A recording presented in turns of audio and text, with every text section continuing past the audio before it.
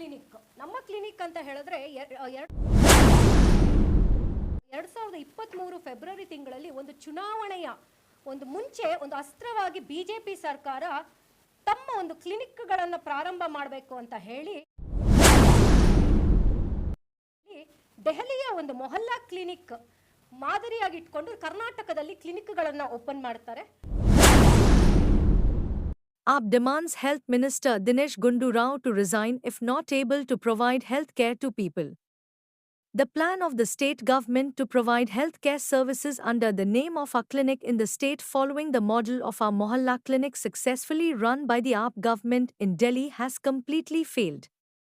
Usha Mohan, State Secretary of Aam Aadmi Party, has demanded that Minister Dinesh Gundu Rao should resign if more than 500 crore rupees have been spent in 3 years but the people are not benefited.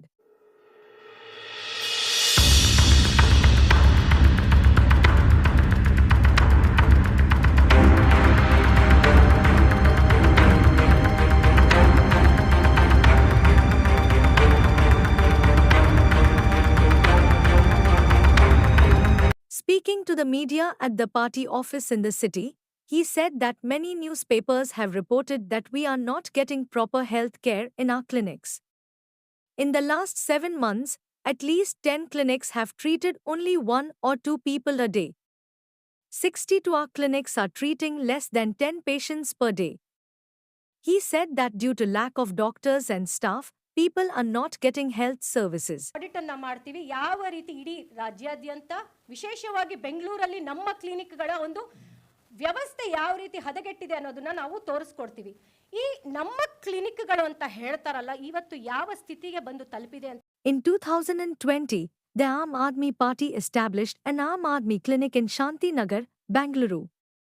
Like the Mohalla clinic in Delhi, this clinic has also provided good treatment to people. More than 10,000 patients have been treated in a year. He said that the Aam Aadmi clinic has shown the need for such clinics in the city.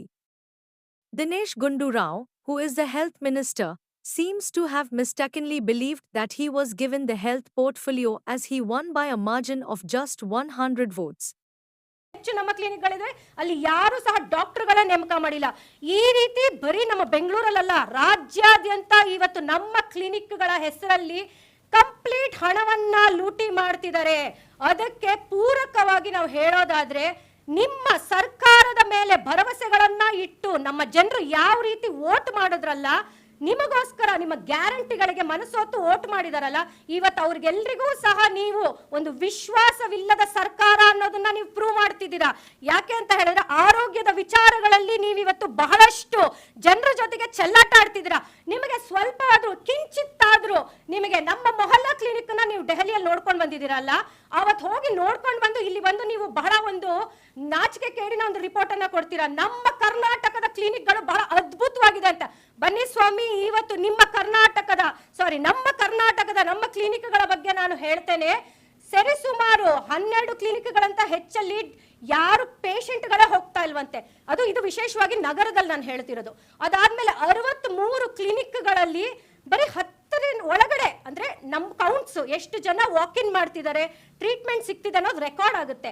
ಆ ರೆಕಾರ್ಡ್ಗಳಲ್ಲಿ ಹೆಚ್ಚು ಸಂಖ್ಯೆಗಳಿಂದ ಜನರು ಹೋಗ್ತಾನೆ ಇಲ್ಲ. ಬರೀ 10ಕ್ಕಿಂತ ಕಡಿಮೆ ಜನರು ಅಲ್ಲಿಗೆ ಹೋಗ್ತಾ ಇದ್ದಾರೆ. ಅದು ಒಂದೇ ವಿಚಾರ ಅಲ್ಲ, ಆರೋಗ್ಯ ಸಚಿವರು ನೀವು ಎಲ್ಲಾ ಕಡೆ ಡಂಗೂರ ಬರ್ಸ್ಕೊ ಬರ್ತಿರಲ್ಲ, ನಾವು ಆರೋಗ್ಯ ಕ್ಷೇತ್ರಗಳಲ್ಲಿ ಅದನ್ನ ಮಾಡ್ತಿದ್ವಿ. ನಮ್ಮ ಕ್ಲಿನಿಕ್ ಪ್ರತಿಯೊಬ್ರು ಇವತ್ತು ತಮ್ಮ ಕೈಯಲ್ಲಿ ದುಡ್ಡಿದೆಯೋ ಇಲ್ವೋ ಇಂಥ ಸ್ಥಿತಿಯಲ್ಲಿ ಅವರೆಲ್ಲರೂ ಸಹ ಒಂದು ಪ್ರೈವೇಟ್ ಆಸ್ಪತ್ರೆಗೆ ತಾವು ದುಡಿದಂತಹ ಕಂಪ್ಲೀಟ್ ಹಣವನ್ನ ಸುರಿಬೇಕಾದಂತಹ ಸ್ಥಿತಿಯಲ್ಲಿದೆ. ಇವತ್ತು ಡೆಂಗ್ಯೂಗೆ ಹೋಗಿ ನಮ್ಮ ಕ್ಲಿನಿಕ್ಗಳಲ್ಲಿ ಟ್ರೀಟ್ ಮಾಡ್ತಾ ಇಲ್ಲ. ಅದಾದ್ಮೇಲೆ ಒಂದು ಸಣ್ಣ ಜ್ವರಕ್ಕೂ ಸಹ ಮಾತ್ರೆಗಳು ಕೊಡುವಂತಹ ಸ್ಥಿತಿಯಲ್ಲ.